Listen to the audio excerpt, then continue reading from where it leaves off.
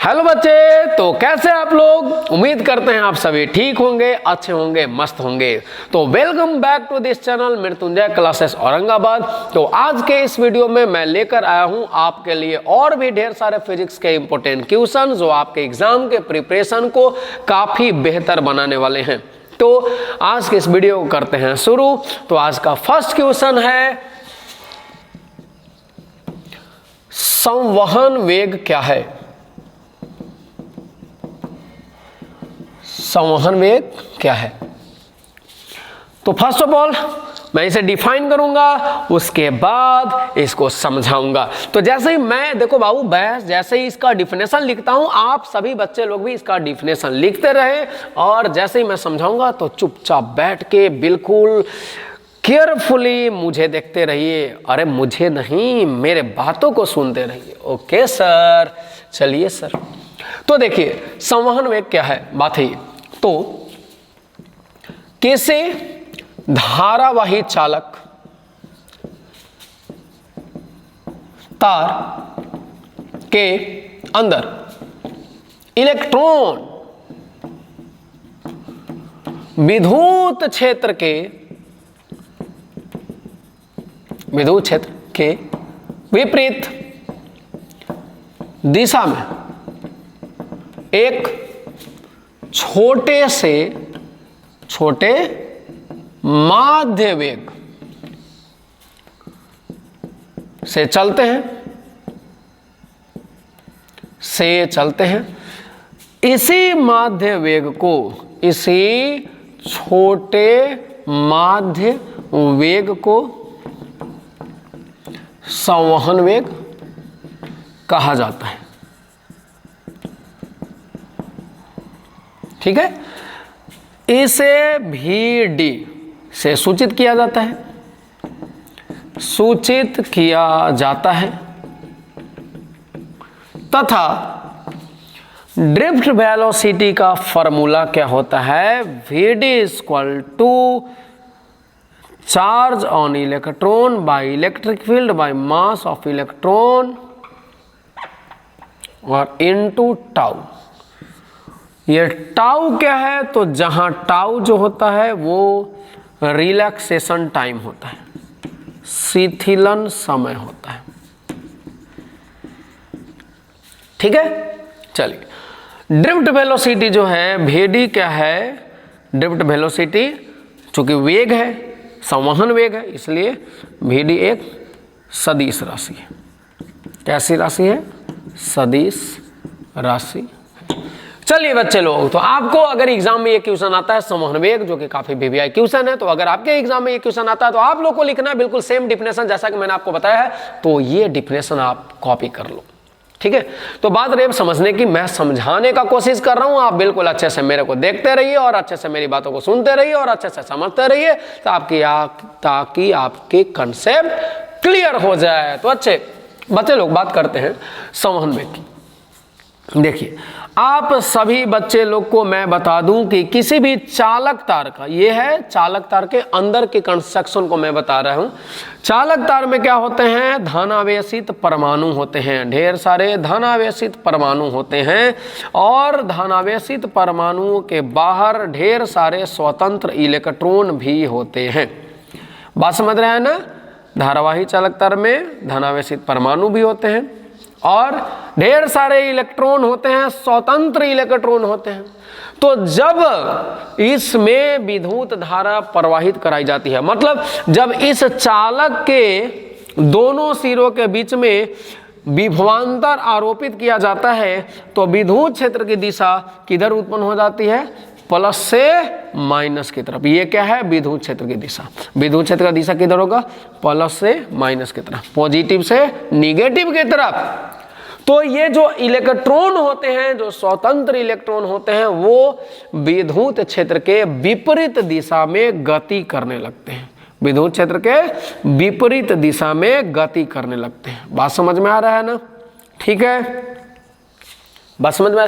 क्यों गति करेगा सर? जैसे मैं बताया कि देखिए किसी भी धारावाही चालक, ये चालक तार है और इस चालक तार के दोनों सिरों के बीच में आप क्या लगा दो, एक बैटरी लगा दो। और बैटरी लगाने के बाद क्या, बैटरी लगाने का मतलब है कि इसके दोनों सिरों के बीच में एक, यानी चालक के अंदर, चालक तार के अंदर एक विद्युत क्षेत्र उत्पन्न हो गया है। बैटरी लगाने का मतलब क्या समझते हैं कि इस चालक तार के अंदर धन आवेश से ऋण आवेश के तरफ विद्युत क्षेत्र उत्पन्न हो गया है। और ये विद्युत क्षेत्र इलेक्ट्रॉन जो है, ये स्वतंत्र इलेक्ट्रॉन है, उन पर विद्युत क्षेत्र बल लगाता है और उस बल के कारण इलेक्ट्रॉन विद्युत क्षेत्र के विपरीत दिशा में गति करने लगते हैं, यानी इलेक्ट्रॉन प्रवाहित होने लगते हैं। तो बात है संवहन वेग की। संवहन वेग क्या है? तो बच्चे लोग देखिए, आखिर ये विद्युत क्षेत्र इलेक्ट्रॉन पे कितना बल लगाएगा। तो आप सभी बच्चे लोग को पता है विद्युत क्षेत्र का फॉर्मूला होता है E बराबर F बाई Q। तो यहां से हम बल की अगर बात करें तो F बराबर Q इंटू E। ठीक है, तो बताओ विद्युत क्षेत्र किसी भी आवेश पर कौन सा फॉर्मूला के अनुसार बल लगाता है? F बराबर QE। बात समझ रहे हैं ना? तो यहां पर F बराबर क्या होगा, इलेक्ट्रॉन का आवेश। तो इलेक्ट्रॉन का आवेश क्या होता है, माइनस E होगा, जहां E का मतलब आप लोग समझते हैं ना, 1.6 into 10 to the power minus 19 coulomb होता है। तो एक इलेक्ट्रॉन पर विद्युत क्षेत्र कितना बल लगा रहा है, minus small E into capital E. बात समझ रहे? अब इतना बल एक इलेक्ट्रॉन पर लग रहा हो, बल किधर लग रहा है? तो देखिए बल की दिशा विद्युत क्षेत्र के विपरीत दिशा में है, माइनस साइन विपरीत दिशा को बता रहा है। और इसी वजह से ये स्वतंत्र इलेक्ट्रॉन विद्युत क्षेत्र के विपरीत दिशा में गति करते हैं। लेकिन बात जो है, ओरिजिनल बात जैसा आपको दिखाई दे रहा है कि इलेक्ट्रॉन इस तरीके से गति कर रहे हैं, बिल्कुल सीधी दिशा में गति कर रहे हैं, ऐसा होता नहीं है। ऐसा होता नहीं है। इलेक्ट्रॉन जैसे ही इस तरह गति करेगा, सोच लो, यहां दूसरा डायग्राम मैं बना रहा हूं, जैसे ही इलेक्ट्रॉन जो है ऐसे गति कर रहा है, तो एक स्वतंत्र इलेक्ट्रॉन अभी क्या है, विद्युत क्षेत्र की दिशा इधर, इलेक्ट्रॉन अभी यहां पे है बाबू, पॉइंट ए पे, और विद्युत क्षेत्र के विपरीत गति कर रहा है। तो ये जैसे ही यहां पर गति करेगा, गति करके यहां से टकराता है। टकराने के बाद ये परमाणु है प्लस वाले, ठीक है ना, जो धनावेशी परमाणु है, वो अन्य परमाणु से इनकी टक्कर हो रही है। ठीक है, टक्कर हो रही है। तो ये इलेक्ट्रॉन जैसे विद्युत क्षेत्र के विपरीत दिशा में गति करेगा, तो बाबू ये क्या, ये जो आपको दिखाई दे रहा है इस तरह से गति कर रहा है, तो गति करते हुए क्या होगा, परमाणु से टकराएगा। तो टकराने के बाद उसी टकराने की क्रिया को समझाओ। यहां से ये टकराया, टकराने के बाद ये इधर आ गया, यहां पर गति कर गया, इधर चला गया, फिर इधर से आगे बढ़ना चाहा तो यहां टकराया, फिर क्या हुआ, इधर आया, यहां से टकरा करके ऐसा आया, ऐसा आया, इस तरीके से। बात समझ रहे, यहां टकराए, और इस तरीके से करते करते अभी बताओ फिर ये यहां पे पहुंचा है। देख रहे हैं, इतना सारा गति करने के बाद इलेक्ट्रॉन फाइनली कहां पहुंचा है, ए पॉइंट से बी पॉइंट तक ही पहुंचा है। मतलब आप बोलिएगा कि सर इसके साथ तो बहुत अजीब हो रहा है, मतलब इलेक्ट्रॉन बहुत ज्यादा दूरी घूम घूम के तय कर रहा है, लेकिन वास्तव में वो अभी बढ़ा कितना दूरी है, तो ए से बी। तो इलेक्ट्रॉन के देखो, इलेक्ट्रॉन का स्पीड जो है काफी ज्यादा होता है। इलेक्ट्रॉन का स्पीड यहां गया, यहां गया, यहां आया, ऐसा आया, ऐसा आया, इस तरह से टक्कर करते हुए गति कर रहा है। तो इलेक्ट्रॉन की ये वाली जो ओरिजिनल स्पीड है काफी ज्यादा होती है, लेकिन इलेक्ट्रॉन बढ़ कितना से रहा है, अभी ए पॉइंट से बी ही पॉइंट पर न पहुंचा है। तो ये इलेक्ट्रॉन के वास्तव में देखा जाए, ये ऐसे झूम झूम करके गति कर रहा है, लेकिन वास्तव में इलेक्ट्रॉन कितना आगे बढ़ रहा है, इलेक्ट्रॉन आगे बहुत ए पॉइंट से बी पॉइंट तक उतना घूमा, तब ए पॉइंट से बी पॉइंट पर ही पहुंचा है। तो इलेक्ट्रॉन के आगे बढ़ने का ये जो वेग है, जो एक औसत वेग है, वो क्या है, बहुत छोटा होता है। ओरिजिनल वेग काफी ज्यादा, काफी स्पीडली इलेक्ट्रॉन ऐसे ऐसे ऐसे ऐसे मोशन करके चलते जा रहे हैं, लेकिन वास्तव में ये क्या है, अभी ए से बी तक ही पहुंचा है। मतलब वास्तव में आगे बढ़ने का जो स्पीड है वो कम है। तो इसी छोटे से स्पीड को, इसी माध्य छोटे से वेग को संवहन वेग बोला जाता है। बात समझ में आया? तो आप क्या बोलिएगा, संवहन वेग का मतलब कि इलेक्ट्रॉन जो है किसी धारावाही चालक तार में काफी तेजी से गति करते हैं, बच्चे लोग काफी तेजी से गति करते हैं, लेकिन उनका गति करने के दौरान अन्य परमाणुओं से टक्कर होता है, और टक्कर करके वो इधर उधर जिगजैग गति करते हैं, मतलब इधर उधर अनियमित गति करते हैं, टकरा करके उनकी दिशा जो है बदलती रहती है, और वो एक छोटी दूरी को काफी ज्यादा समय में तय करते हैं। मतलब आगे बढ़ने का जो वेग है उनका काफी कम होता है, उसी कम वेग को, औसत वेग को, माध्य वेग को हम संवहन वेग कहते हैं। ठीक है, तो मैं आपके जानकारी के लिए बता दूं कि इसमें जो इलेक्ट्रॉन यहां से आया, यहां पर टकराया, ऐसे आया, ऐसे आया, यहां टकराया, यहां टकराया, यहां टकराया, ऐसे आया। ठीक है ना, तो ये वाली जो स्पीड है ओरिजिनल स्पीड 10⁻⁶ मीटर पर सेकंड होती है, लेकिन वास्तव में तो अभी पहुंचा है ए से बी ही तक है ना, तो जो संवहन वेग है वो 10⁻⁻⁴ मीटर पर सेकंड होता है। ठीक है बच्चे लोग, तो उम्मीद करते हैं ये काफी अच्छे समझ में आएगा, आ गया होगा। तो नेक्स्ट क्वेश्चन है आपके लिए, नेक्स्ट क्वेश्चन के बारे में हम लोग चलेंगे। ये बातें आपको डिफरेंशन जो है इतना ही लिखना, बाकी सारी चीजें जो मैं बताता हूं वो इसलिए ताकि आपके दिमाग में ये बात हमेशा सेफ रहे। ठीक है, कंसेप्ट क्लियर है तो आपको याद करने में आसानी आएगी और आप इसे काफी अच्छे से आत्मसात करके याद रखेंगे और एग्जाम में लिख पाएंगे। तो चलिए नेक्स्ट क्वेश्चन की तरफ चलते हैं बच्चे लोग। तो आज का 2 मार्क्स का जो नेक्स्ट क्वेश्चन है वो है धारा घनत्व क्या है। धारा घनत्व क्या है, आज का कौन सा क्वेश्चन हो गया, क्वेश्चन नंबर 2। धारा घनत्व क्या है, व्हाट इज करेंट डेंसिटी। तो देखिए मैं सबसे पहले डिफिनेशन लिखता हूं।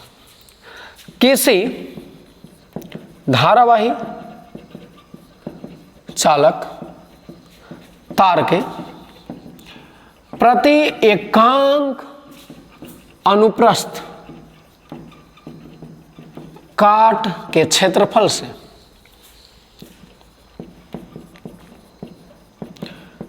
प्रति एकांक अनुप्रस्थ काट के क्षेत्रफल से प्रवाहित होने वाली धारा को, प्रवाहित होने वाली धारा को,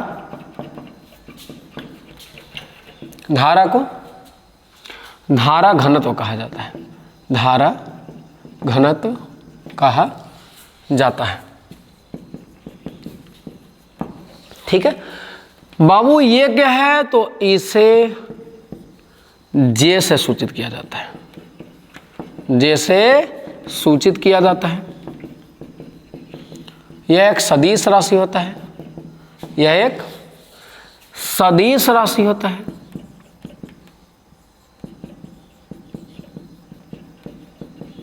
तथा सदिश राशि है तो इसका फॉर्मूला J = I/A होता है। बात करें इसकी एसआई मात्रक की, तो बता दीजिए आप ही लोग एसआई मात्रक क्या लिखेंगे। तो चूंकि J = I/A है तो यहाँ पर धारा का एसआई मात्रक क्या हो जाएगा, एम्पियर। धारा का एसआई मात्रक एम्पियर और क्षेत्रफल का एसआई मात्रक मीटर स्क्वायर। तो इसलिए एसआई मात्रक क्या लिखेंगे, एम्पियर प्रति मीटर स्क्वायर। आप ऐसे भी लिख सकते हैं, एम्पियर प्रति मीटर का पावर -2, मीटर का पावर -2। ठीक है, एम्पियर पर मीटर स्क्वायर बोलो या एम्पियर मीटर का पावर -2 बोलो। ठीक है बच्चे, एक और फार्मूला होता है संवहन वेग के रूप में। अगर फार्मूला देखा जाए तो J = NQ × drift velocity VD होता है।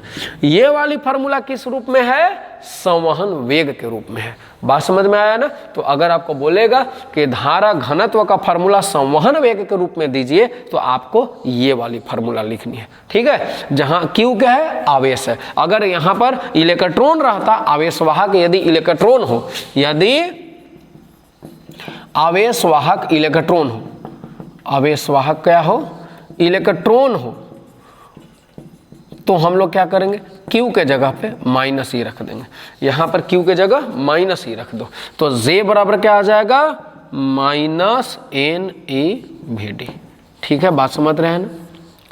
ठीक है बच्चे लोग, तो चलिए अब बात आती है समझने की। अगर आपको ये क्वेश्चन आता है तो आपको इस तरीके से सटीक आंसर लिखना है और इससे ज्यादा आपको कुछ भी नहीं लिखना है। ये बेस्ट आंसर है 2 मार्क्स के लिए, इससे ज्यादा कुछ आपको नहीं लिखना। तो बात आती है समझने की।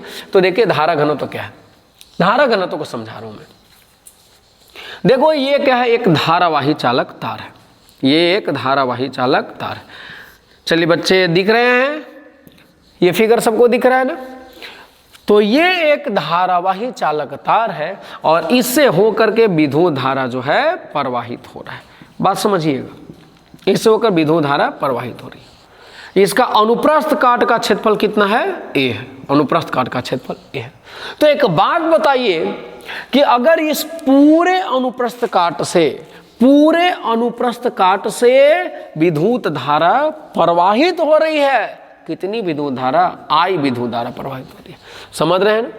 तो अगर इस पूरे अनुप्रस्थ काट से विद्युत धारा प्रवाहित हो रही है तो इसके छोटे से एकांक अनुप्रस्थ काट, इतना छोटू सा भाग से भी कुछ न कुछ तो विद्युत धारा प्रवाहित हो रहा होगा ना।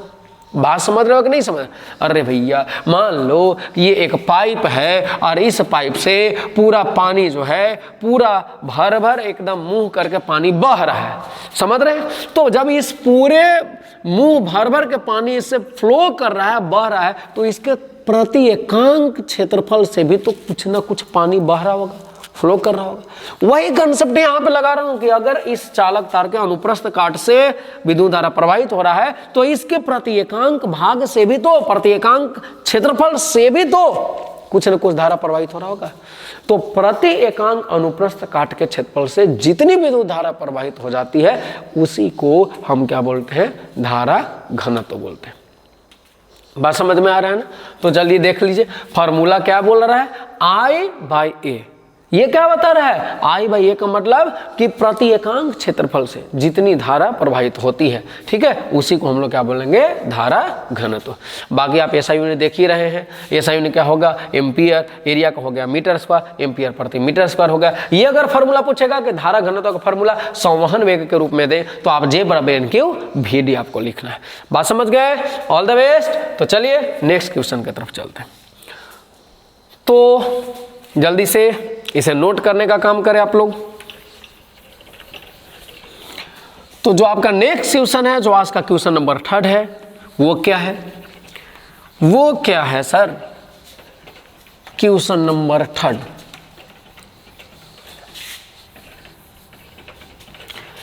अगर आपसे पूछा जाए कि धारा घनत्व कैसी राशि है सर, तो याद रखिएगा धारा घनत्व कैसी राशि है? बच्चे लोग बोलो जल्दी से। ये वेक्टर का साइन क्या बता रहा है? ये धारा घनत्व सदिश राशि है। धारा घनत्व सदिश राशि है। ठीक है बच्चे लोग? ठीक है, ओके। तो चलिए आज का क्वेश्चन नंबर 3 है। क्वेश्चन नंबर 3 कहता है गतिशीलता क्या है? बच्चे लोग याद रखिएगा, ये काफी ज्यादा इंपॉर्टेंट डिफिनेशन मैं बता रहा हूं आज के वीडियो में। तो गतिशीलता क्या है? ठीक है, क्वेश्चन है हमारा गतिशीलता क्या है। Okay, what is mobility? इसको इंग्लिश में क्या बोलते हैं? मोबिलिटी। What is mobility? गतिशीलता क्या है? ठीक है, तो चलिए आइए, सबसे पहले तो मैं डिफिनेशन बताऊंगा कि प्रति एकांक परिमाण के विद्युत क्षेत्र से उत्पन्न संवहन वेग को गतिशीलता कहते हैं। गतिशीलता कहते हैं। ठीक है, प्रति एकांक परिमाण के विद्युत क्षेत्र से उत्पन्न संवहन वेग को गतिशीलता कहते हैं। कितना सिंपल सा डिफिनेशन मैं बता रहा हूँ। अगर बच्चे लोग मेरी वीडियो को आप अच्छे से देखते हो तो आप अपने एग्जाम की बहुत ही बेस्ट प्रिपरेशन कर सकते हो। यहाँ पर सारे क्वेश्चन का बिल्कुल सटीक ही आंसर प्रोवाइड किया गया है। न तो ज़्यादा आंसर बताया गया, न ही कम आंसर बताया गया। बिल्कुल आपको उतना ही आंसर बताया जा रहा है जितना आपको लिए परफेक्ट हो, सटीक हो। ठीक है, तो सारे आंसर जो है बिल्कुल वैसे ही लिखेगा जैसा मैं लिख रहा हूं। तो प्रति एकांक परिमाण के विद्युत क्षेत्र से उत्पन्न संवहन वेग को गतिशीलता कहते हैं। इसे म्यू से सूचित किया जाता है। म्यू से सूचित किया जाता है। ठीक है बच्चे लोग, तो एक बात बताओ, म्यू बराबर फार्मूला क्या होगा? तो देख लीजिए, ड्रिफ्ट वेलोसिटी और बाई में ई। ठीक है, बात रही यह एक अदिश राशि है। कैसी राशि है? यह एक अदिश राशि है और इसकी एसआई मात्रक क्या होगी? इसकी एसआई मात्रक क्या होती है बच्चे लोग? तो आइए हम लोग देख लेते हैं। तो देखिए ड्रिफ्ट वेलोसिटी का ऐसा ही मात्रक होता है मीटर पर सेकंड ना, वेलोसिटी है ना, वेग है ना, संवहन वेग, तो इसका ऐसा ही मात्रक क्या होगा, मीटर पर सेकंड। और विद्युत क्षेत्र का ऐसा ही मात्रक क्या होता है, वोल्ट पर मीटर। क्या होता है, वोल्ट पर मीटर। तो यहाँ से हम लोग अगर जाएंगे तो देखिए ये मीटर है और पर सेकंड है। अब ये वोल्ट पर मीटर ऊपर जाएगा, वोल्ट ऊपर जाएगा तो वोल्ट का पावर -1, मीटर का पावर -1 है तो ये हो जाएगा +1, तो यहाँ पर हो जाएगा मीटर मीटर मीटर स्क्वायर और पर वोल्ट पर सेकंड। तो ये सही मात्रक क्या हो गया। ये तो सर्दी का असर दिखाई दे रहा सर आप पे भी, आपके तो नाक में सर चूहा घुस जा रहा है बीच बीच में। बच्चे लोग नादानी मत करो, चूहा मेरे नाक में नहीं घुस रहा है। तो चलिए बच्चे लोग, यह एक अदिश राशि और इसका ऐसा ही मात्रा क्या है, मीटर स्क्वायर पर वोल्ट पर सेकेंड है। ठीक है, तो चलिए आपको डिफिनेशन इतना लिखना है। तो बात मैं करता हूं समझाने की। अब देखिए प्रति एकांक परिमाण के विद्युत क्षेत्र से उत्पन्न संवहन वेग को हम गतिशीलता कहते हैं। इसको कैसे समझें, समझाने की बात आ रही। तो आप देखो, पहले मैं एक यहाँ पे फिगर बना करके समझा रहा हूँ। ये क्या है, ये एक चालक तार है जिससे होकर के विद्युत धारा प्रवाहित होती है। तो एक बात बताओ, मैंने पिछले ही क्वेश्चन में बताया संवहन वेग को पढ़ाते समय कि किसी भी चालक तार के अंतर्गत ये जो इलेक्ट्रॉन होते हैं, जो स्वतंत्र इलेक्ट्रॉन होते हैं, वे क्यों प्रवाहित होते हैं, वे बाह्य विद्युत क्षेत्र के प्रभाव के कारण, बाह्य विद्युत क्षेत्र के प्रभाव के कारण विद्युत क्षेत्र के विपरीत दिशा में प्रवाहित होते हैं। माने इनको प्रवाहित होने के लिए बल कौन लगाता है, तो विद्युत क्षेत्र, बाह्य विद्युत क्षेत्र भाई इन पर बल लगाता है और उस बल के कारण इलेक्ट्रॉन जो होते हैं विद्युत क्षेत्र के विपरीत दिशा में प्रवाहित होते हैं। ठीक है, और जब इलेक्ट्रॉन प्रवाहित होता है तो इलेक्ट्रॉन के प्रवाहित होने को ही तो हम लोग बोलते हैं संवहन वेग। यानी संवहन वेग उत्पन्न किस लिए हो रहा है, क्यों उत्पन्न हो रहा है, उत्पन्न कौन करवा रहा है, तो विद्युत क्षेत्र उत्पन्न करवा रहा है। ठीक है, तो चलिए इलेक्ट्रॉन का संवहन वेग किसके कारण उत्पन्न हो रहा है, विद्युत क्षेत्र के कारण उत्पन्न हो रहा है। तो मैं अब ये बोलना चाह रहा हूं कि ये देखो, ये पूरा विद्युत क्षेत्र ई जो है वो इलेक्ट्रॉनों में संवहन वेग उत्पन्न करा रहा है। तो अगर विद्युत क्षेत्र के परिमाण को एकांक कर दिया जाए, विद्युत क्षेत्र के परिमाण कितना कर दिया जाए, एकांक कर दिया जाए, मतलब इसका परिमाण को 1 कर दिया जाए, 1 वोल्ट पर मीटर कर दिया जाए, तो उसके द्वारा भी कुछ ना कुछ संवहन वेग तो उत्पन्न होगा ही। जैसे मैं बता रहा हूं, अगर यहां पर देखो विद्युत क्षेत्र की जो वैल्यू है वो 5 वोल्ट पर मीटर है। ठीक है, तो 5 वोल्ट पर मीटर का विद्युत क्षेत्र संवहन वेग उत्पन्न किया। तो क्या यहाँ पर अगर वोल्ट मीटर का, यहाँ पर विद्युत क्षेत्र के परिमाण को 1 वोल्ट पर मीटर कर दिया जाए, मतलब एकांक परिमाण का विद्युत क्षेत्र लगा दिया जाए, तो क्या संवहन वेग उत्पन्न नहीं होगा, होगा, होगा ना।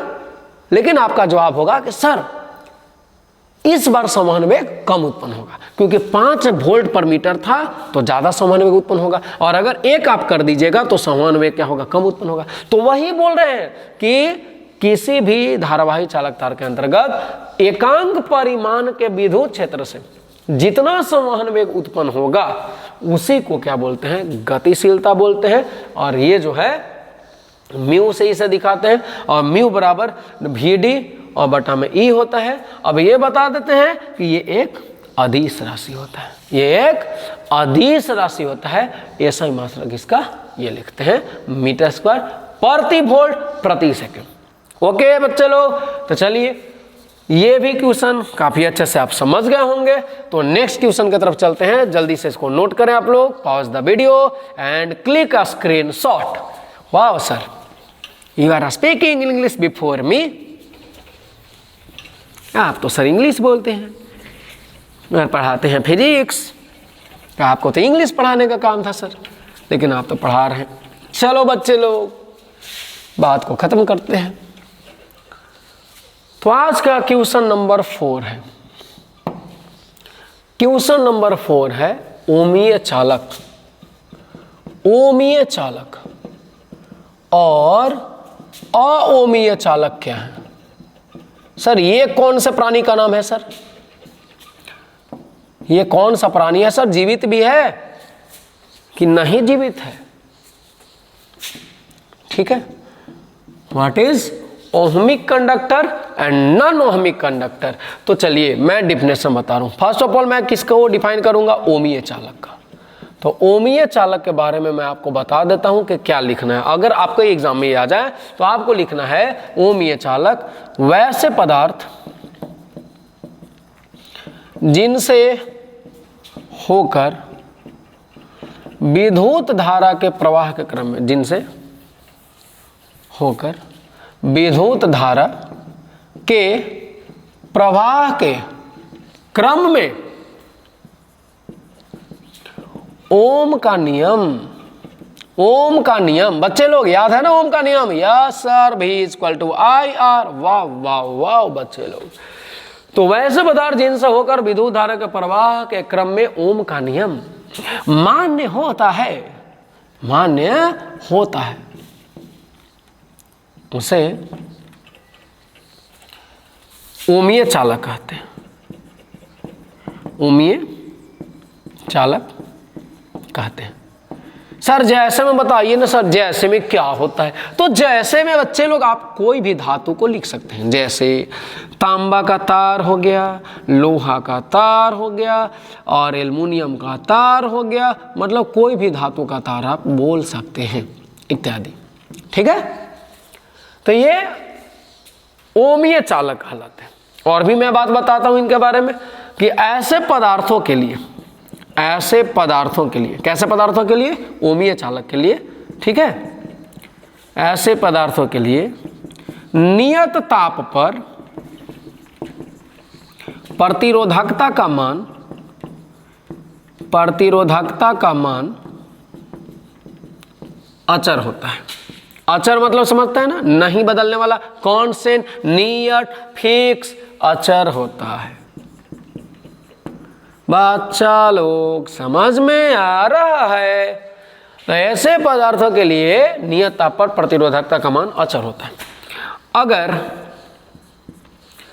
ऐसे पदार्थों के लिए, ऐसे पदार्थों के लिए भी तथा आई के बीच, सर ये क्या हो रहा है? ऐसे पदार्थों के लिए भी आई ग्राफ क्या होता है? एक सरल रेखा होता है। सर सड़ा हुआ रेखा, छी राम, क्या क्या पढ़ाते हैं सर, आप भी मूड खराब कर दिए। ये सब पदार्थों के लिए भी आई ग्राफ एक सरल रेखा होता है और इसलिए इन्हें रेखीय चालक भी कहा जाता है। इसलिए इन्हें रेखीय चालक भी कहा जाता है। बच्चे लोग मैं इसका ग्राफ बनाकर आपको दिखा रहा हूं। यहां पर अगर x एक्सिस पर और y एक्सिस पर हम यहां पर क्या करते हैं, v को दिखा रहे हैं। वोल्टेज यहां पर क्या है, v है, v को दिखा रहे हैं, इधर विभवांतर को दिखा रहे हैं और इधर क्या है, धारा को दिखा रहा है। धारा धारा धारा धारा धारा मतलब I। तो इनके बीच में अगर v और I के बीच में ग्राफ खींचा जाए तो ग्राफ एक सरल रेखा मिलता है और सरल रेखा ग्राफ में मिलने के कारण ही ओमीय चालक को हम रेखीय चालक भी बोलते हैं। क्यों? क्योंकि इसका एक ग्राफ सरल रेखा मिलता है, रेखा, इसलिए नाम पड़ा रेखीय चालक। बात करें अब आगे। तो देखिए बच्चे लोग, समझने की बात आती है। अगर आपको लिखना है तो आप इतना डिफिनेशन लिखेंगे, काफी परफेक्ट डिफिनेशन है। तो बात रही समझने का, तो आइए मेरे साथ ओमीय चालक क्या है तो मैं बता दे रहा हूं आप लोग को कि बहुत सारे पदार्थ ऐसे होते हैं जिनके लिए ओम का नियम पालन नहीं होता। ओम का नियम को जो माने, मतलब बहुत सारे ऐसे पदार्थ होते हैं जिनसे जब विद्युत धारा प्रवाहित होता है तो ओम के नियम को पालन नहीं करता है और बहुत सारे ऐसे पदार्थ होते हैं जिससे विद्युत धारा प्रवाहित होगा तो इसमें ओम का नियम पालन होता है। बात समझ रहे? ओम ने जो नियम दिया था कि V इक्वल टू IR होता है, मतलब किसी भी चालक के दोनों सिरों के बीच में विभवांतर को आरोपित करके अगर कुछ विद्युत धारा प्रवाहित कराई जाए तो ये जो विद्युत धारा होता है उसके विभवांतर के समानुपाती होता है। ये जो ओम का नियम है वो केवल ओमीय चालकों के लिए ही सही है। ओम ने जो नियम दिया वो सभी पदार्थों के लिए लागू नहीं होता बच्चे लोग, ठीक है? तो ओम का जो नियम है वो जिन पदार्थों के लिए लागू होता है उन्हीं पदार्थों को ओमीय चालक कहा जाता है। जैसे ओम का नियम तांबा के तार के लिए लागू होगा, कॉपर है ना तांबा, एल्युमिनियम के तार के लिए लागू होगा, अगर लोहा का तार है उसके लिए लागू होगा। तो कोई भी धातु के लिए, मेटल के लिए ओम का नियम जो है लागू होता है, इसलिए ऐसे पदार्थों को ओमीय चालक कहा जाता है। और इनके ऐसे पदार्थों के लिए अगर हम ग्राफ खींचेंगे तो V और I के बीच विभवांतर और धारा के बीच का ग्राफ जो होगा सरल रेखा मिलता है, और इस वजह से इसको रेखीय चालक भी बोलते हैं। ठीक है, अब बात रही अओमीय चालक का। तो याद रखिए बच्चे, मैं फिर से बता रहा हूं कि प्रकृति में यहाँ पर जो बहुत सारे ऐसे पदार्थ हैं जिसे जब विद्युत धारा प्रवाहित कराते हैं हम लोग, तो वो ओम के नियम को पालन नहीं करता है, ओम के नियम को नहीं मानता है ना। बोलेगा हम नहीं मानेंगे, क्या कर लीजिएगा? अरे सर हाँ तो गुस्सा हो जा रहे हैं सर। अरे मैं नहीं गुस्सा हो रहा हूँ ना, अओमीय चालक बोलता है ऐसा। ठीक है, तो ऐसे कौन कौन से चालक है, तो बारी आ रही है अब अओमीय चालक की, और उसके समय में हम पढ़ेंगे। तो आइए, अओमीय चालक किसको बोलते हैं? सर ये तो अओमीय चालक है वो तो ओम के नियम को डायरेक्टली सर धमकी दे दिया कि हम जो हैं तुम्हारे नियम को पालन नहीं करेंगे, तुम बहुत बड़े साइंटिस्ट मानते हो ना अपने आप को, जाओ जाओ, हम तुम्हारे नियम का पालन नहीं करेंगे। तो इसीलिए इसका नाम पड़ गया अओमीय चालक। ठीक है, तो आप डिफाइन क्या लिखोगे, इसका डिफिनेशन क्या करेंगे आप लोग कि वैसे पदार्थ जिनसे विद्युत धारा के प्रवाह के क्रम में, धारा के प्रवाह के क्रम में ओम के नियम, ओम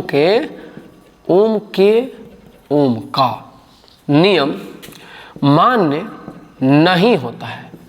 वाह सर, ऐसे भी पदार्थ हैं जो ओम के नियम को भी नहीं मान रहा है, इतनी हिम्मत। हाँ, कुछ तो पदार्थ है ओम का नियम मान्य नहीं होता है, उससे अओमीय चालक कहते हैं। अओमीय चालक कहते हैं। बात आती है अओमीय चालक की। सर एग्जाम्पल बताओ ना सर, जानने के लिए जो है ना सर हम लोग व्यग्र है सर, धैर्य नहीं है सर, हम लोग सब बर्दाश्त नहीं कर पा रहे हैं सर, आखिर कौन सा चालक अओमीय चालक है? तो याद रखो, डायोड का नाम आपने सुना होगा बच्चे, डायोड आपने पढ़ा भी होगा, पीएन जंक्शन डायोड। डायोड हो गए, ट्रांजिस्टर हो गए, ये ऐसे पदार्थ होते हैं जो ओम के नियम को खुला चैलेंज बोलते हैं कि जा, मैं तेरे नियम को नहीं मानता। ठीक है, ओम साहब भी घबरा गए, अरे भैया तुम हमको वैज्ञानिक मानते हो या कोई आम आदमी मान रहा? ठीक है, नहीं मानो, जाओ। तो देखिए बच्चे लोग, डायोड और ट्रांजिस्टर जो है ऐसे पदार्थ होते हैं जिनसे जब विद्युत धारा प्रवाहित कराइएगा तो ओम का नियम जो है V = IR, ये लागू इन पदार्थों पर नहीं होता है। तो इन्हीं पदार्थों को क्या बोला जाता है? अओमीय चालक बोला जाता है। और ऐसे पदार्थों के लिए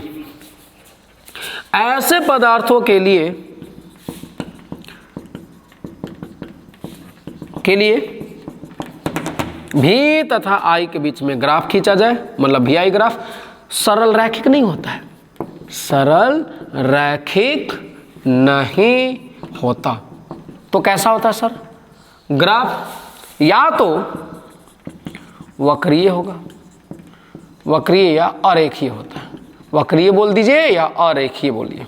ठीक है सर, वक्रीय अरेखीय कहने का मतलब क्या होता है? तो देख लीजिए, मैंने क्या किया, मैंने ग्राफ बनाया, तो मैंने ग्राफ बनाया तो ये हो गया क्या, ये हो गया सर धारा I, यहाँ हो गया वोल्टेज V। तो जब भी आप ग्राफ बनाएंगे तो ये ग्राफ सरल रेखा नहीं मिलने वाला इस बार, ठीक है ना, ये अओमीय चालक है, तो इनके ग्राफ जो होंगे अरेखीय मिलेगा, मतलब वक्र ग्राफ मिलेगा। ठीक है ना, सीधा रेखा नहीं बनेगा, वक्र बनेगा, टेढ़ा मेढ़ा बनेगा। बात समझ में आ गया? ठीक है बच्चों लोग, तो काफी अच्छा समझ में आ गया होगा। तो एक बार once more sir, once more. तो ओमीय चालक किसको बोलते हैं? तो वैसे पदार्थ जिनसे जब विद्युत धारा प्रवाहित होगा तो ओम के नियम वहां पर मान्य होता है, तो वैसे को बोलते हैं ओमीय चालक। और वैसे पदार्थ जिनसे विद्युत धारा के प्रवाह के क्रम में ओम के नियम का पालन नहीं होता, उन पदार्थों को अओमीय चालक कहा जाता है। तो चलिए नेक्स्ट क्वेश्चन की तरफ चलते हैं।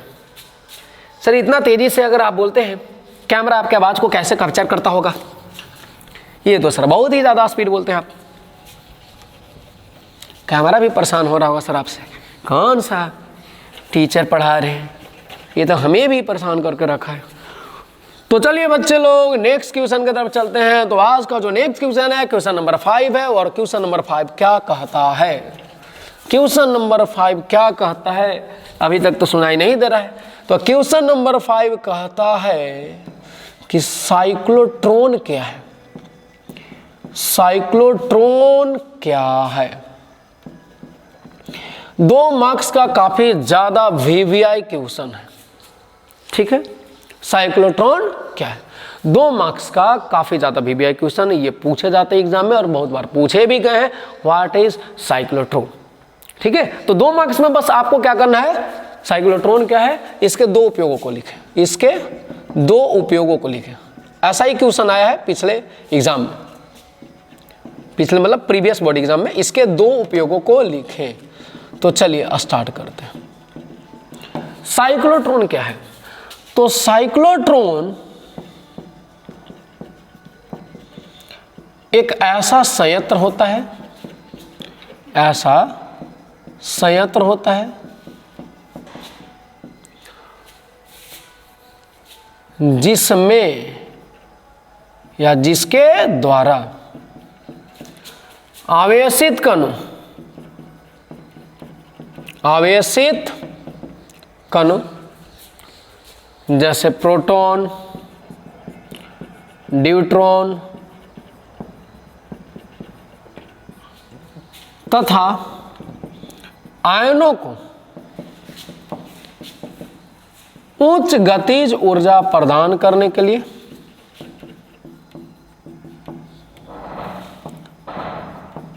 उच्च गतिज ऊर्जा प्रदान करने के लिए त्वरित कराया जाता है, उन्हें त्वरित कराया जाता है, त्वरित कराया जाता है, ठीक है। चलिए, तो इसका निर्माण सन 1934 ईस्वी में कैलिफोर्निया विश्वविद्यालय में, सर ये कौन सा विश्वविद्यालय है, कैलिफोर्निया विश्वविद्यालय जो कि अमेरिका में पड़ता है, में 2 वैज्ञानिक थे, लॉरेंज तथा लिविंगस्टोन। लॉरेंज और लिविंगस्टोन ये 2 वैज्ञानिक थे के द्वारा किया गया था, द्वारा किया गया था। बात समझ गए बच्चे लोग, किसके द्वारा किया गया था, लॉरेंज और लिविंगस्टन के द्वारा किया गया था। और किस सिलसिले में किया गया था, तो ये नाभिकीय संरचना, नाभिकीय संरचना संबंधी अध्ययन के क्रम में किया गया था, संबंधी अध्ययन के क्रम में किया गया था, के क्रम में किया गया था। बात समझ गए बच्चे लोग। चलिए आइए देखें साइक्लोट्रॉन क्या है भैया। देखिए साइक्लोट्रॉन, देखो बच्चा लोग, ये क्या होता है, साइक्लोट्रॉन जो होता है वो इस तरह का यंत्र होता है। मैं रफ फिगर यहाँ पर बना रहा हूँ, ठीक है ना, ये रफ फिगर बना रहा हूँ। इस तरह का साइक्लोट्रॉन जो होता है डिवाइस होता है, और इसमें जो होते हैं ऐसे ऐसे ऐसे ऐसे ऐसे ऐसे, ये इस तरह के डिवाइस होते हैं साइक्लोट्रॉन। बात समझ रहे हैं ना, ऐसा से। तो देखिए साइक्लोट्रॉन जो होता है एक ऐसा संयंत्र होता है जिसके द्वारा कोई भी आवेशित कण जैसे प्रोटॉन, न्यूट्रॉन या कोई भी धनावेशित आयनों को काफी तेज गति प्रदान कराई जाती है, ठीक है। अगर मान लिया जाए हमें प्रोटॉन है, देखिए नाभिकीय अभिक्रियाओं को अध्ययन करते समय, जैसे नाभिक पर बमबारी करना है या अन्य नाभिकीय अभिक्रियाओं को अध्ययन करते समय हमें प्रोटॉन, न्यूट्रॉन इत्यादि की काफी तेज वेग की भी आवश्यकता होती है। तो अब उतनी तेज गति हम कैसे प्रदान करें प्रोटॉन को, कौन सा दिमाग लगाएं। तो काफी उच्च गतिज ऊर्जा या काफी उच्च गति को प्रदान करने के लिए, वेग को प्रदान करने के लिए एक यंत्र बनाया गया, उसी यंत्र को बोला जाता है साइक्लोट्रॉन। मतलब साइक्लोट्रॉन करता क्या है, जो धनावेशित कण है प्रोटॉन, न्यूट्रॉन, धनावेशित है, इनको उच्च गतिज ऊर्जा प्रदान करता है, उच्च गतिज ऊर्जा प्रदान करता है बस, और साइक्लोट्रॉन का कुछ कारण नहीं, ठीक है ना। तो साइक्लोट्रॉन एक ऐसा संयंत्र होता है जिसके द्वारा आवेशित कणों जैसे प्रोटॉन, न्यूट्रॉन तथा आयनों को उच्च गतिज ऊर्जा प्रदान किया जाता है, मतलब प्रदान करने के लिए त्वरित कराई जाता है। त्वरित समझते हैं ना, त्वरण उत्पन्न करना, त्वरण उत्पन्न करने का मतलब उसको गति देना, ठीक है। तो ये साइक्लोट्रॉन जो है वो बनाया गया था सन 1934 में, 1934 ईस्वी में। लॉरेंज और लिविंगस्टन नाम के दो वैज्ञानिक थे, कैलिफोर्निया यूनिवर्सिटी के, ये वास्तव में प्रोफेसर थे और उन्होंने वहीं पर बनाया था। और ये क्यों निर्माण किया गया, तो ये दोनों वैज्ञानिक नाभिकीय संरचना के बारे में पढ़ रहे थे और नाभिकीय संरचना के दौरान इनको इस चीज की आवश्यकता पड़ा, तो नाभिकीय संरचना के दौरान ही इसका आविष्कार किया गया था, ठीक है। तो बात आती है इसके दो उपयोगों को लिखें, ठीक है। तो चलिए इसको जल्दी से आप लोग नोट करेंगे, pause the video and click a screen shot. Okay sir, तो चलिए क्लिक द स्क्रीन शॉट। अब इसके दो उपयोग जो है क्या क्या है, तो देखिए फर्स्ट उपयोग तो मैं बताया कि इनका उपयोग नाभिक पर बमबारी करके, बमबारी क्या होता है सर, नाभिक पर बमबारी करके नाभिकीय अभिक्रियाओं के अध्ययन में, नाभिकीय अभिक्रियाओं के अध्ययन करने में, किसमें अध्ययन करने में, नाभिक पर बमबारी करके नाभिकीय अभिक्रियाओं के अध्ययन में इसका उपयोग होता है। दूसरा उपयोग आप इसे कर सकते हैं कहां पे, तो इसका उपयोग विभिन्न रेडियो एक्टिव पदार्थों के निर्माण में किया जाता है, विभिन्न रेडियो एक्टिव पदार्थों के निर्माण में, ठीक है। और कहाँ इसका उपयोग होता है, तो इसका उपयोग जो होता है किसी ठोस पदार्थ में, किसी ठोस पदार्थ में, किसी ठोस पदार्थों में आयनों को रोपित करने में, आयनों को रोपित करने में, रोपित मतलब डोपिंग होता है, डोपिंग इसी को बोलते हैं ना, डोपिंग, रोपित करने को बोलते हैं। तो अगर आपसे पूछेगा साइक्लोट्रॉन के दो उपयोगों को बताइए, तो कोई भी दो उपयोग आप लिख दीजिएगा। पहला जो होता है नाभिकीय अभिक्रियाओं का अध्ययन में इसका प्रयोग किया जाता है। देखिए ढेर सारे रेडियो एक्टिव पदार्थों का आज निर्माण किया जा रहा है, तो ढेर सारे रेडियो एक्टिव पदार्थों का निर्माण करने में भी साइक्लोट्रॉन का उपयोग किया जाता है। ये सर किसी ठोस पदार्थों में आयनों को रोपित करना का मतलब क्या होता है, जैसा मान लेते हैं रोपित करने का मतलब होता है कोई एक ठोस पदार्थ में किसी दूसरे पदार्थ के आयन को, मान लिया जाए कोई एक धातु है, लोहा धातु है, और उस लोहे धातु के अंदर उसके संरचना में हम जो है एल्युमिनियम के आयनों को, एल्युमिनियम के परमाणुओं को उसके अंदर सेट करना चाहते हैं, उसके अंदर घुसा घुसा करके रखना चाहते हैं। तो ये जो कोई एक ठोस पदार्थ के अंदर किसी दूसरे ठोस पदार्थ के आयनों को फिर से चूहा घुसा,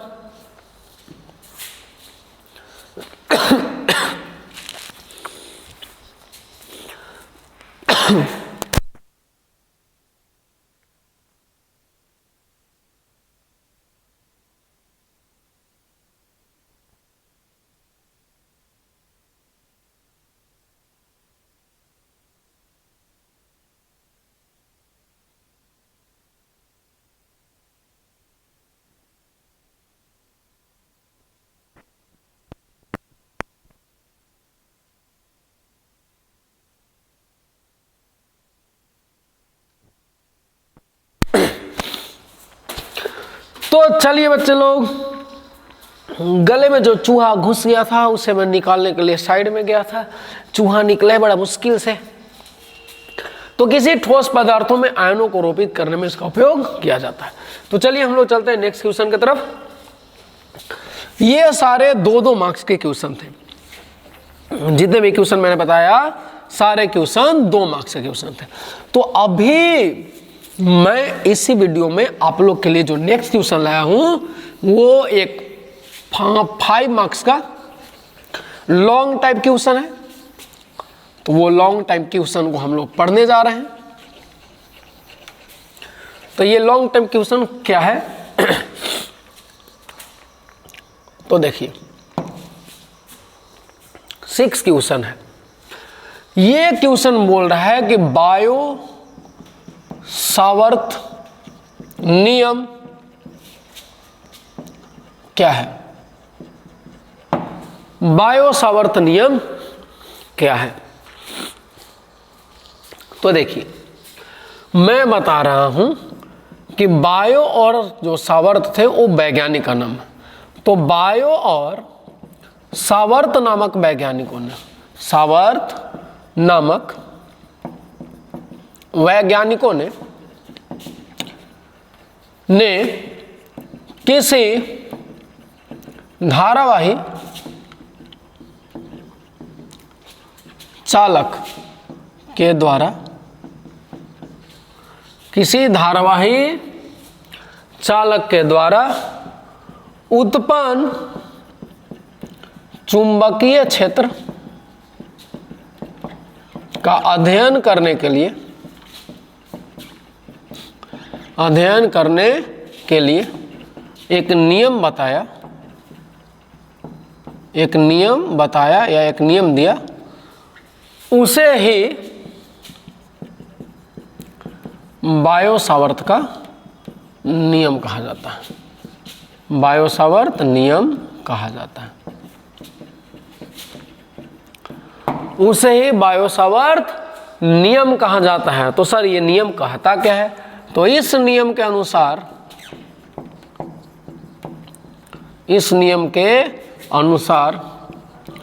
किसी धारावाही चालक तार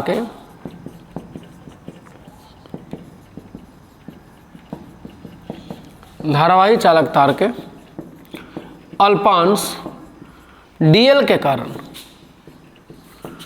उत्पन्न चुंबकीय क्षेत्र के कारण किसी बिंदु पर उत्पन्न चुंबकीय क्षेत्र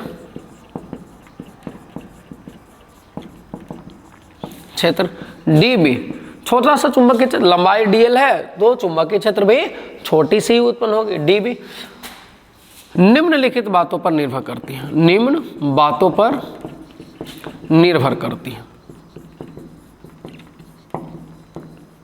ठीक है, तो चलिए मैं आपको पहले यहाँ फिगर बना दे रहा हूँ ताकि आप फिगर देख करके अच्छे से समझते रहें। तो सपोज कर लीजिए ये फिगर तो दिखाई दे रहा है आप लोग को। तो चलिए बच्चे, आप लोग तो दिख रहे हैं फिगर को काफ़ी अच्छे से। तो ये एक धारावाही चालक तार है, ये एक धारावाही चालक तार, और इस धारावाही चालक तार में I धारा प्रवाहित हो रही है। और यहाँ पे मैंने क्या किया, इस धारावाही चालक तार का एक छोटा सा अल्पांश लिया है। अल्पांश मतलब चालक तार का बहुत छोटा सा हिस्सा मैंने लिया। चालक तार की छोटी सी लंबाई को मैंने लिया। ठीक है, बहुत ज़्यादा लंबा है तो मैंने छोटा सा पार्ट को ले लिया कि चलो भाई ये छोटा सा पार्ट के बारे में लोग सोचते हैं। तो इससे धारा कितना प्रवाहित हो रहा है ये है आपका dl लंबाई। तो जब आप सभी जानते हैं कि विद्युत धारा का चुंबकीय प्रभाव, ठीक है, जब किसी भी चालक तार से विद्युत धारा प्रवाहित होती है तो वह विद्युत धारा अपने चारों तरफ चुंबकीय क्षेत्र उत्पन्न करता है। इन्होंने ये बात को ओस्टेड साहब ही बताया था 1820 ईस्वी में।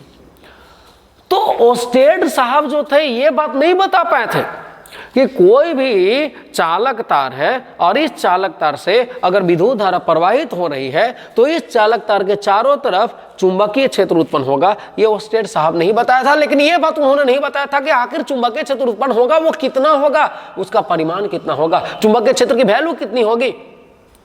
तो इसी बात को इन्होंने बताया, बायो और सावर्त नामक वैज्ञानिकों ने बताया। बायो सावर्त नामक वैज्ञानिक ने बताया कि अगर कोई चालक तार से विद्युत धारा प्रवाहित होती है तो भाई चुंबकीय क्षेत्र उत्पन्न होता है। तो कितना उत्पन्न होता है, कैसे हम पता करेंगे चुंबकीय क्षेत्र के मान को, वैल्यू को। तो उन्होंने बताया कि एक चालक तार है जिस I धारा प्रवाहित हो रही है, इसका एक छोटा सा अल्पांश है dl, और इससे सपोज कर लीजिए कि r दूरी पर, कितना दूरी पर, r दूरी पर एक पॉइंट है P, और इस dl के कारण, इस छोटे से लंबाई के कारण यहाँ पर उत्पन्न चुंबकीय क्षेत्र क्या है, dB है। चुंबकीय क्षेत्र क्या है, dB है। ठीक है, अब इसको दोनों, ये दो धारा, देखो ये जो चालक तार है उसका जो अल्पांश है, अल्पांश को हम डॉटेड लाइन से ऐसे बढ़ा दो, डॉटेड लाइन से इस दिशा में, ऐसा ही नहीं इसका दिशा हुआ, ऐसा क्यों बना रहे हैं सर? तो इससे पता चल जाएगा कि ये जो अल्पांश का लंबाई है, ये अल्पांश है, छोटा सा जो तार है अल्पांश है, तार की छोटी सी जो भाग है उसके, और ये वाला जो भाग है, ठीक है, ये वाला लाइन ये लाइन के बीच में कितना एंगल बन रहा है? सपोज करो ये एंगल बन रहा है थीटा। तो बायो-सावर्त ने अपने नियम में बताया कि कोई भी धारावाही चालक तार के कारण जो उसका छोटा सा लंबाई है, उसके कारण किसी बिंदु पर उत्पन्न होने वाला चुंबकीय क्षेत्र dB जो है वो निम्नलिखित बातों पर निर्भर करती है। सर मेरा क्वेश्चन है, आपके मन में तुरंत आया होगा कि सर बायो-सावर्त वैज्ञानिक जो है वो एक छोटे से लंबाई के कारण उत्पन्न चुंबकीय क्षेत्र dB के बारे में क्यों बता रहे हैं? उन्होंने पूरे चालक तार के चुंबकीय क्षेत्र के बारे में क्यों नहीं बताया? तो याद रखिए, इन्होंने क्या किया कि छोटे से तार के लंबाई के कारण चुंबकीय क्षेत्र के बारे में बताया, और जब हम छोटे से तार के कारण चुंबकीय क्षेत्र के बारे में जान जाएंगे तो उसके बाद हम लोग समाकलन का प्रयोग कर लेते हैं, और समाकलन का प्रयोग करके पूरे तार के चलते बिंदु P पर चुंबकीय क्षेत्र के मान को ज्ञात कर सकते हैं। ठीक है, तो इन्होंने क्या बताया कि किसी भी चालक तार के अल्पांश dl के कारण किसी बिंदु P पर उत्पन्न होने वाला चुंबकीय क्षेत्र dB निम्नलिखित बातों पर निर्भर करती है। पहला बात क्या है कि dB dl के समानुपाती होता है, dl के समानुपाती होता है। ठीक है, माने उत्पन्न चुंबकीय क्षेत्र जो है, छोटा सा चुंबकीय क्षेत्र dB जो है किसके समानुपाती होता है? लंबाई के समानुपाती होता है। बात समझ रहे हैं? तो ये हो गया इक्वेशन नंबर फर्स्ट। दूसरा क्या हो गया? इन्होंने बताया कि जो उत्पन्न चुंबकीय क्षेत्र dB है वो dB बिंदु P के दूरी के व्युत्क्रमानुपाती होता है, बिंदु P के दूरी के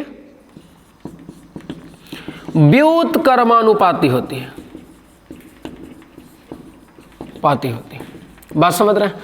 अर्थात कहने का मतलब कि dB जो है ना, ये वाली दूरी देखो, बिंदु P की दूरी कितनी है यहाँ पे? r दूरी है, तो ये दूरी r के वर्ग के व्युत्क्रमानुपाती है, दूरी के वर्ग के व्युत्क्रमानुपाती होती है। ठीक है, तो व्युत्क्रमानुपाती मतलब वर्ग क्या हो गया? इसका वर्ग हुआ r², और व्युत्क्रमानुपाती बोलेगा तो dB inversely proportional to r²। जो थर्ड नियम है उसे मैं लिखने के लिए इधर इरेज करता हूं। ठीक है बच्चे, स्क्रीनशॉट जल्दी से लो या वीडियो को पॉज करो और जल्दी से नोट करो। तो जो थर्ड रूल है इन्होंने बताया, वो क्या बताया सर?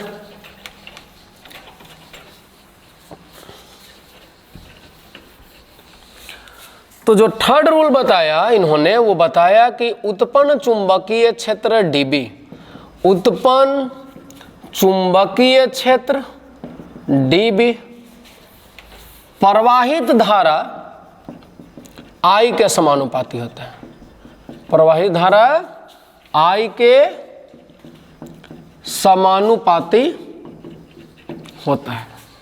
मतलब कि dB जो है ये बिंदु P पर dl के कारण जो चुंबकीय क्षेत्र उत्पन्न हुआ dB, ये dB इससे प्रवाहित होने वाले धारा के समानुपाती होता है। मतलब धारा पे निर्भर करता है, धारा बहुत ज्यादा बहेगा तो चुंबकीय क्षेत्र का मान ज्यादा होगा, धारा कम बहेगा तो चुंबकीय क्षेत्र का मान भी कम होगा, यानी dB directly proportional to I। Equation third. फिर उन्होंने बताया कि ये उत्पन्न चुंबकीय क्षेत्र dB, ठीक है, यहां पे आप लिखना उत्पन्न चुंबकीय क्षेत्र dB dl तथा r वेक्टर, r वेक्टर मतलब ये वाला जो दूरी है ना, ये वाली दूरी, उसी को हम लोग r बोल रहे हैं। तो dl ये वाला लंबाई और r ये वाला लंबाई, तो dl तथा r के बीच के कोण के ज्या के समानुपाती होता है। ज्या मतलब साइन थीटा के समानुपाती होता है। ठीक है बच्चे लोग, तो dB डायरेक्टली प्रोपोर्शनल क्या हो गया? कोण कितना बन रहा है दोनों के बीच का? थीटा कोण बन रहा है। dl और r के बीच का कोण कितना है? थीटा। तो यहां से आ जाएगा dB directly proportional to sine theta. ये चारों इक्वेशन है। तो अब क्या करो, मैं यहां से लिखता हूं बारी बारी से, by first, second, third and fourth. चारों इक्वेशन को अगर हम एक ही साथ लिखें तो देखो फर्स्ट इक्वेशन क्या बोलता है, dB directly proportional to dl. तो सबको मिलाकर लिखो dB directly proportional to I DL sine theta और बाई में आर स्क्वायर। देखो डीबी किसके प्रोपोर्शनल है, आई के प्रोपोर्शनल। कहां पर है, रूल थर्ड में है। डीबी डायरेक्टली प्रोपोर्शनल डीएल के है, रूल फर्स्ट में बताया मैंने। DB directly proportional sine theta है, इसमें रूल 4 में बताया। और dB inversely proportional R square, ये रूल सेकंड। सबको एक ही में कंबाइन करके लिखा मैंने। क्या आएगा, डीबी इक्वल टू कॉन्स्टेंट का साइन दे दो, आई डीएल साइन थीटा बाई में आर स्क्वायर होता है। तो इन्होंने क्या बताया कि इस धारावाही चालक तार के एक छोटे से लंबाई अल्पांश लंबाई डीएल के कारण जो बिंदु P पर चुंबकीय क्षेत्र उत्पन्न हुआ, वो डीबी की वैल्यू कितना है, k into I DL sine theta by R square. अब यहाँ k है क्या, तो यहाँ k जो होता है एक कांस्टेंट होता है। k क्या है, एक कांस्टेंट है। k इज अ कांस्टेंट, एक नियतांक होता है और इसकी वैल्यू जो होता है म्यू नॉट बाई 4 पाई होता है। अब बात रहेगा सर k जो है म्यू नॉट बाई 4 पाई, तो म्यू नॉट क्या होता है सर, तो देखिए म्यू नॉट क्या होता है, तो म्यू नॉट भी एक नियतांक है, कांस्टेंट है, जिसे बोलते हैं चुंबकशीलता। म्यू नॉट क्या है, मुक्त आकाश की चुंबकशीलता होती है। ठीक है सर, इसकी वैल्यू कितनी होती है, तो म्यू नॉट की जो वैल्यू होती है वो 4 पाई इंटू 10⁻⁻7 हेनरी पर मीटर होता है। क्या बोल रहा मैंने, एच को क्या बोल रहा है, हेनरी बोल रहा है, हेनरी पर मीटर होता है। बात समझ रहे हैं। तो बायो सावर्त नियम ने यही बताया था कि अगर कोई धारावाही चालक तार है और उसे आई धारा प्रवाहित हो रही है, तो उसके छोटे से लंबाई डीएल के कारण किसी बिंदु P पर उत्पन्न होने वाले चुंबकीय क्षेत्र का मान कितना होगा, मान कैसे निकालेंगे, उसका फॉर्मूला क्या होगा। बात समझ रहे हैं। चलिए मैं अभी बताने जा रहा हूं कि इसका सदिश रूप क्या होता है। सर इसे हम चाहें इस फॉर्मूले को तो वेक्टर फॉर्म में लिखना, सदिश रूप में लिखना, तो कैसे लिखेंगे। तो आइए वेक्टर फॉर्म में हम लोग लिखने के लिए देखेंगे, इस दिशा में ये वाली दूरी क्या है, यहां से इस बिंदु P की दूरी r है। तो इस दिशा में एक इकांक सदिश लिया मैंने r कैप। r कैप क्या है, एक इकाई सदिश है, एक एकांक सदिश है, यूनिट वेक्टर है, किस दिशा में, r के दिशा में। ठीक है, तो यहां जो फॉर्मूला है आपका dB equal to mu nought by 4 pi, के जगह कितना लिख सकते हैं आप, म्यू नोट बाई 4 पाई भी लिख सकते हैं, I DL sine theta by R square. तो यहां पर अगर देखो, अगर मैं आर कैप से अगर मल्टीप्लाई कर दिया और यहां पर वेक्टर का साइन दे दिया, आर कैप से, जैसे आर कैप क्या है, यूनिट वेक्टर, और आप सभी जानते हैं कि यूनिट वेक्टर का प्रयोग जो होता है, इकाई सदिश का प्रयोग दिशा को दिखाने के लिए किया जाता है। तो जैसे मैं यहां आर कैप से गुना करूंगा, यहां पर वेक्टर का साइन दे दिया। ठीक है, चूंकि चुंबकीय क्षेत्र क्या है, एक सदिश राशि है, तो उसको आपको व्यक्त करने के लिए दिशा को भी बताना पड़ेगा। तो मैंने क्या किया, आर कैप लगा दिया। तो एक बात बताओ, डीबी इक्वल टू क्या आ गया, म्यू नोट अपॉन 4 पाई। अब ये करो आई, अब यहां पर देखो dl sine theta R cap, ये हम एक ही साथ में क्या लिख सकते हैं, dl vector cross R cap vector. क्या लिख सकते हैं, आपने सदिश गुणनफल पढ़ा है ना, सदिश गुणनफल में पढ़ा है ना, ए क्रॉस बी इक्वल टू क्या होता है, ए बी साइन थीटा होता है। तो अगर डीएल क्रॉस आर कैप कर देंगे तो क्या होगा, डीएल इंटू आर, इसको ए मानो इसको बी मानो, तो ए बी साइन थीटा। ठीक है, जहां इसकी वैल्यू कितनी है, आर कैप इकाई सदिश है ना, तो इकाई सदिश का वैल्यू कितना होता है, 1 होता है। तो 1 होता है तो क्या लिखेंगे, डीएल साइन थीटा। यानी हम डीएल साइन थीटा को डीएल क्रॉस आर कैप भी लिख सकते हैं। तो इसलिए डीएल साइन थीटा की जगह क्या लिखा, डीएल क्रॉस आर कैप। ठीक है, तो ये क्या हो गया, ये बायो सावर्त नियम का सदिश रूप होता है। बात समझ रहे हैं? तो इस तरीके से आपका ये बायो सावर्त नियम कंप्लीट होता है और उम्मीद करते हैं कि ये वीडियो काफ़ी आपके लिए अच्छा है और आप इस वीडियो से काफ़ी ज़्यादा सीख होंगे, आपके एग्जाम के लिए काफ़ी ज़्यादा हेल्पफुल हुआ होगा। तो इसी तरह के और भी वीडियोस पाने के लिए बने रहिए मेरे साथ और आप अपने एग्जाम की बेस्ट तैयारी करते रहिए इस चैनल से। तब तक के लिए ऑल द वेरी बेस्ट।